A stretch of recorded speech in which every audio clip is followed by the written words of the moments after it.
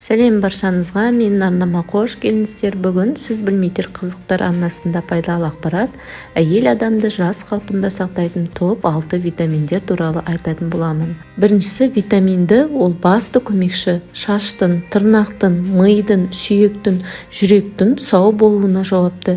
Ең маңыздысы OH25 деген анализ тапсырып, дұрыс дозасын қабылдаңыз. Екіншісі омега-3, ол бүкіл әйелдер қауымына қолдаушы болады. Өнім.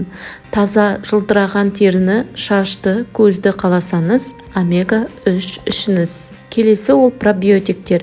Біздің ішек екінші ми болғандықтан сау, әдемі иммунитет мықты болған қаласаңыз, микробиомыңызға мән беріңіз. Келесі магний. Ол жүйке жүйеміздің басты досы. Стресстің кері әсерін және мазасыздықтың дамуын болдырмайды. Бесіншісі ол железі. Ағзаңызды оттегімен қоректендіріп, ағзаңыз сау, дұрыс дамуына әсер береді.